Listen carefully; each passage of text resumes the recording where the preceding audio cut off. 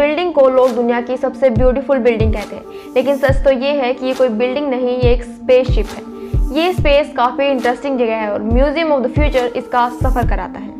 हमारा सन इतना बड़ा है कि उसमें 1 मिलियन अर्थ स्प्लिट हो सकते हैं। सन सिर्फ कुछ सेकंड में इतनी एनर्जी प्रोड्यूस करता है जो हमारे लिए अगले 5 लाख सालों के लिए इनफ होगी, लेकिन हम ये एनर्जी वेस्ट कर रहे हैं। चलिए देखते हैं इस एनर्जी को फ्यूचर में कैसे यूटिलाइज कर सकते हैं। आज हम सोलर फार्म के रूप में सोलर एनर्जी से इलेक्ट्रिसिटी जनरेट कर रहे हैं, लेकिन फिर भी हम सोलर पावर को पूरी तरह यूटिलाइज नहीं कर पा रहे, क्योंकि सोलर फार्म के लिए बहुत ज़्यादा जगह लगती है। एज ए रिजल्ट अमेरिका जैसी डेवलप्ड कंट्री भी सिर्फ 11% इलेक्ट्रिसिटी सोलर पावर से आती है, और ये नंबर इंडिया में सिर्फ 8% है। प्रॉब्लम को फ्यूचर सॉल्व कर सकता है, लेकिन कैसे?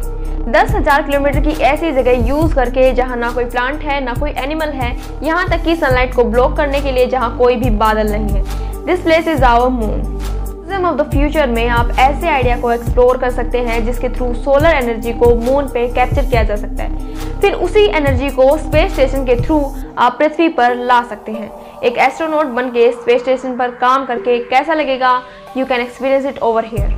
यह एक बिल्डिंग नहीं, एक टाइम मशीन है जो हमें हजारों स्पीशीज दिखाता है जो आज हमारे साथ हैं, इस दुनिया में प्रेजेंट है। साथ ही साथ ऐसी स्पीशीज भी दिखाता है जो आज एक्सटिंक्ट हो चुके हैं।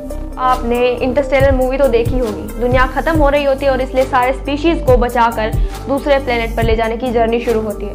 वैसे ही कुछ एक्सपेरिमेंट आप यहाँ पर देख सकते हैं। हमने हमारे प्लेनेट को पिछले कई सालों के लिए फॉर ग्रांटेड लिया है। हर दिन 150 स्पीशीज एक्सटिंक्ट हो रही है। पिछले 60 सालों में आधे से ज्यादा रेन फॉरेस्ट गायब हो चुके हैं। डिफॉरेस्टेशन हो रहा है। ओशंस में मछलियों से ज्यादा प्लास्टिक पाया जा रहा है। अगर हमें फ्यूचर की ओर बढ़ना है तो अकेले नहीं, इन सारे स्पीशीज के साथ आगे बढ़ना होगा। ये जगह एक बिल्डिंग नहीं, एक रिमाइंडर है कि हमें मेंटल हेल्थ को सीरियस लेना होगा। रिसर्च कहता है कि सिर्फ 20 सालों के बाद मेंटल हेल्थ प्रॉब्लम दुनिया का सबसे बड़ा किलर होने वाला है। चोट आई, फ्रैक्चर हुआ तो हम सीधे डॉक्टर के पास पहुंच जाते हैं, तो मेंटल हेल्थ को डॉक्टर को दिखाने में हम क्यों कतराते हैं? 10 में से सिर्फ 1 इंसान अपनी हेल्थ के बारे में ओपनली बात करता है। अगर उसे कोई तकलीफ होती है तो वो प्रोफेशनल्स को अप्रोच करता है। WHO कहता है कि 1 बिलियन लोगों को किसी न किसी प्रकार की मेंटल इलनेस है।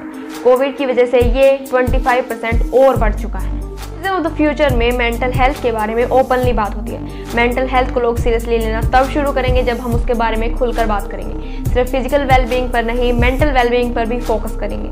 हमारा फ्यूचर एक्साइटिंग चीज़ों से भरा हुआ है। यहाँ उड़ने वाली गाड़ियाँ हैं, रोबोट डॉग्स हैं, आर्टिफिशियल इंटेलिजेंस है। हमारा फ्यूचर काफ़ी एक्साइटिंग है, लेकिन इस फ्यूचर तक हम पहुँचेंगे कैसे? सफ़र इतना भी आसान नहीं है जितना लगता है, क्योंकि ऐसे कई चैलेंजेस हैं जिनका हमें सामना करना होगा। क्वेश्चंस जैसे हम क्लाइमेट चेंज को कैसे रोक सकते हैं, सस्टेनेबल एनर्जी को कैसे यूज़ कर सकते हैं, मेंटल हेल्थ प्रॉब्लम को कैसे टैकल कर सकते हैं। क्योंकि अगर हमें हमारा फ्यूचर बदलना है तो आज हमें बदलने की ज़रूरत है। क्योंकि इस जगह को हम म्यूजियम ऑफ द फ्यूचर कहते ज़रूर हैं, लेकिन एक्चुअली में ये एक मिरर है जो हमें खुद का, ह्यूमैनिटी का रिफ्लेक्शन दिखाने की कोशिश करता है। इस बिल्डिंग में कई सारे वंडर्स हैं, लेकिन यहाँ पर एक लाइन लिखी है जो हमें सबको सोचने पर मजबूर करती है। The ancestor plant the trees, the descendants enjoy the shades. In the end यह पूरी बिल्डिंग एक आई के शेप की है। क्यों? क्योंकि यह बिल्डिंग हमें हमारे अंदर झांकने को कहती है। हमारा फ्यूचर काफ़ी ब्राइट है, लेकिन क्या हम वहाँ तक पहुँच पाएंगे या उससे पहले ही एक चुटकी बजाते ही सब नष्ट हो जाएगा?